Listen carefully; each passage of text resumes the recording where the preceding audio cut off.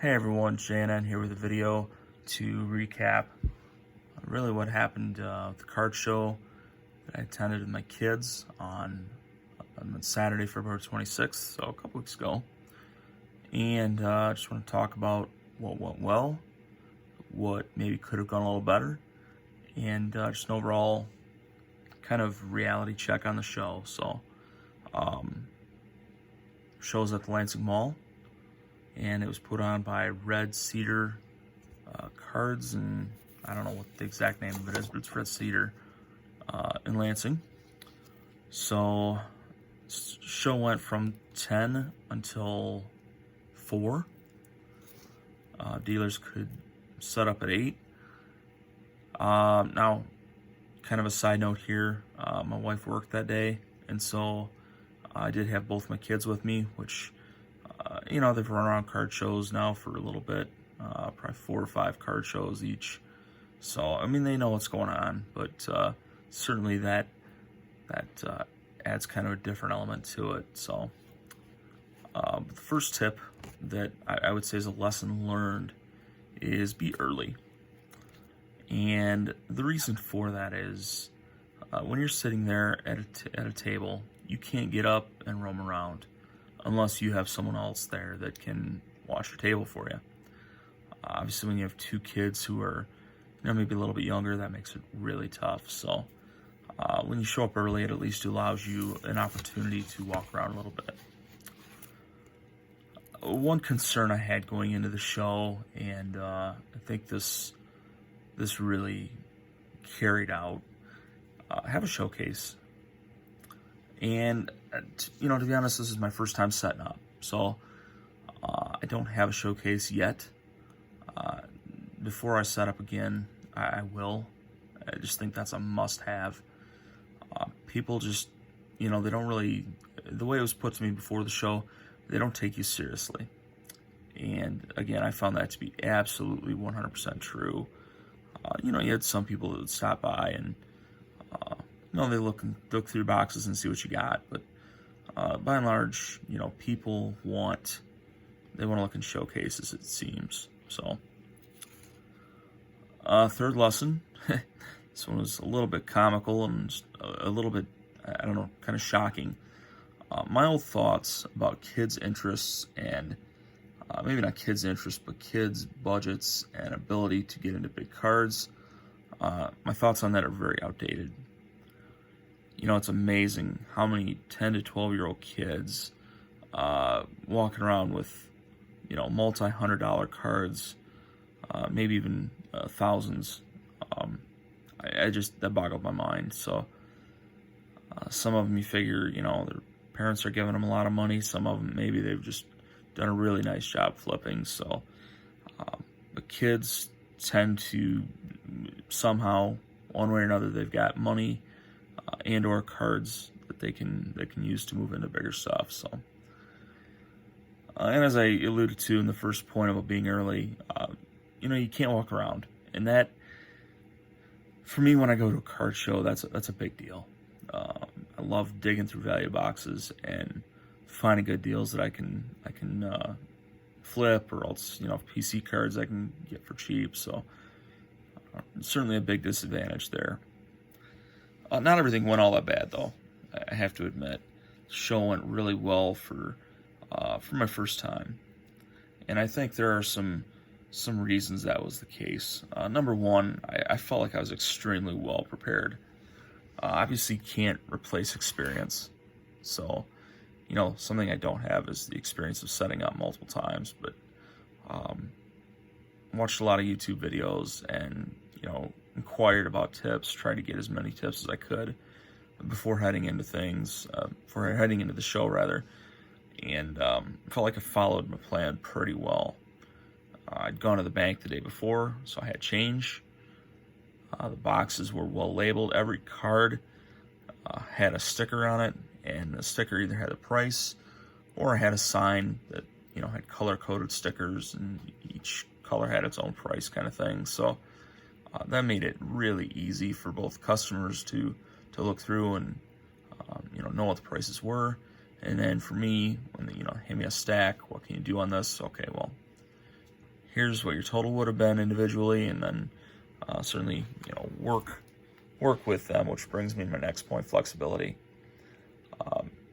People are there looking for deals. They don't want to pay eBay prices. They want to be below eBay. And so, you got to be a little bit flexible.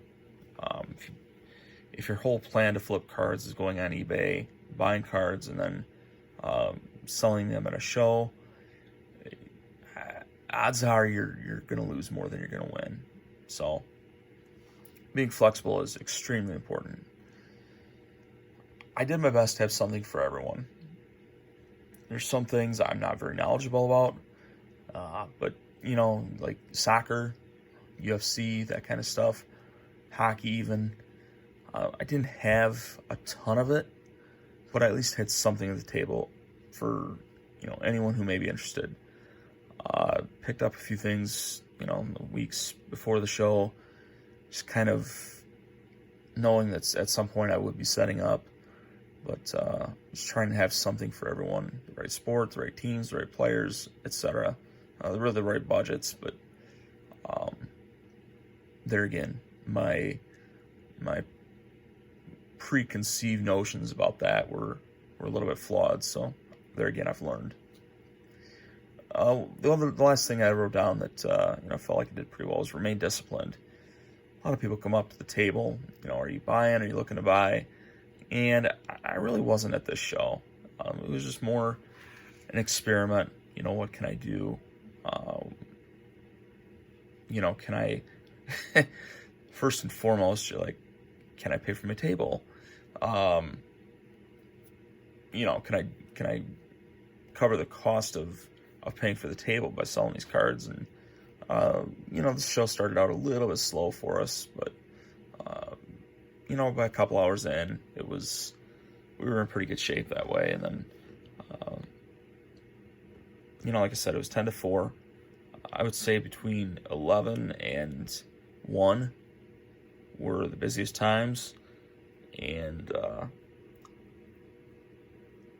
one thing I would say for anyone who is not yet set up but is looking to set up, don't be discouraged.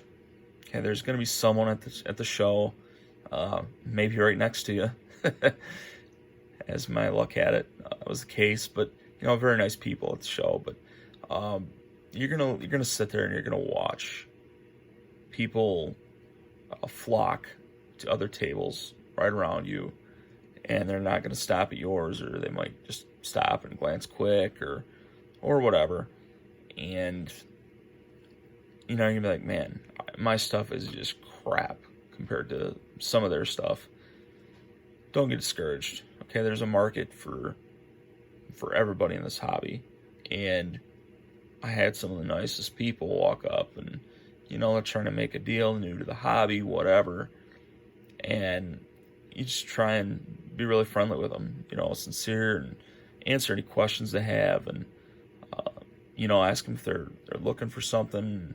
If they give specific players and you got stuff, help them dig through the boxes. They're going to remember that, and, maybe the next time come back. So, one thing I also felt like it went pretty well. Try and be friendly with the people at the tables next to you, on either side of you. And on either side of me, there were some people who I would say were more veterans at this than I certainly was, but very nice people nonetheless. And the one guy even, got all done today. He's like, congratulations on finishing your first show. And it's like, yeah, I survived. But did end up making a deal with I think it was a father and son combo. But I can see some of these cards here when I was trying to ramp up the Soto PC. But it's the Sepia Refractor, which I picked up at the same show probably over a year ago. But decided that I saw this pink refractor there. I kind of needed to get that one too. So I ended up getting that for, basically eBay comps on that. It was $24 or something like that, which at the time was close. I think the comps have gone down a little bit now, but yeah. So I really like that card. But So all in all, a really good show. It was a good time, good experience. Like I said, I don't like not being able to walk around at the show, but it's kind of fun to set up. And there again, it's a different perspective when you're on that side of the table. And yeah, if you're serious about collecting and you got a lot of cards or a lot of quality, I would encourage you to give it a try. I mean, you may not like it, it may not be for you, but give it a shot. If I can answer any questions for you, feel free to leave them in the comments. But if you enjoyed listening to this video about what went well and maybe some of my shortcomings with the show, hit that like button if you would. If you have any questions, leave them in the comments. If you haven't subscribed to the channel, I'd appreciate if you do that. And I think that's about it.